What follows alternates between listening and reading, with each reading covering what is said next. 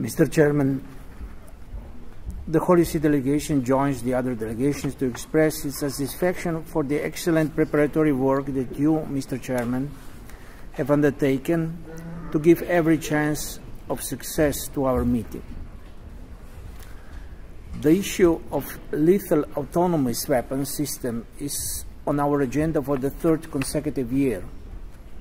The Holy See had the opportunity to express its views on this important issue on previous occasions.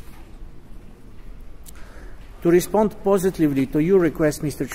Chairman, that encourages delegations to express their positions in preparation for a possible decision in the context of the CCW review conference in December, the mission of the Holy See would like to briefly present a working paper in which we put forward a few arguments in favor of a collective action which seeks to prohibit the development and use of lethal autonomous weapon systems.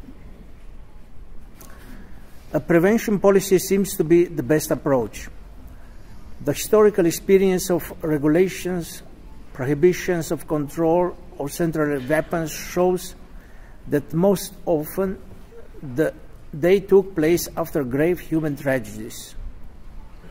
Nuclear weapons, chemical weapons, cluster munitions, and anti-personnel landmines are a few good examples. The human costs are exorbitant when responses come late. Prevention is the only way to break the vicious circle of the race between technological progress of military means and their destructive force and attempts to better defend international humanitarian law. Mr. Chairman, the risks of lethal autonomous weapon systems are too numerous and too important to be ignored, as we all know. Beside the fact that it leaves to a machine the decision of life and death of human beings, one of the dangers is that these weapons could lead to strategies diluting our concealing true responsibilities, inducing a total lack of accountability. Instead of contributing to the defense of peace, they are turning into progressive incitement to war. Mr. Chairman, if we want peace, we must not only avoid accumulation of arms, but we must also convert minds.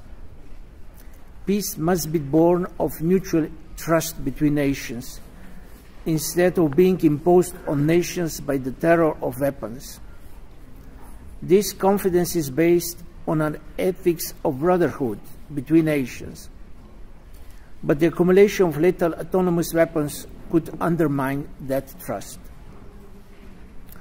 We must be concerned about the use of this kind of advanced weapons. It is clear that investing on sophisticated weapons fails to restore peace. Quite the contrary. It appears that these weapons do not protect us against attacks and terrorism of all kinds perpetrated by people using rudimentary methods but ready to sacrifice their lives. The balance of nuclear terror has shown its limits, and with the research and development on lethal autonomous weapons, we are still in a logic that bears no fruit. We must face the facts. Lethal autonomous weapon systems are not able to fight against the current scourge of terrorism and asymmetric wars.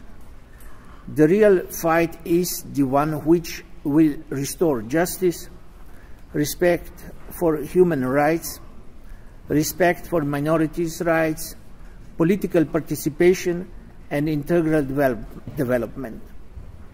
This fight will not be won with technologically powerful weapons.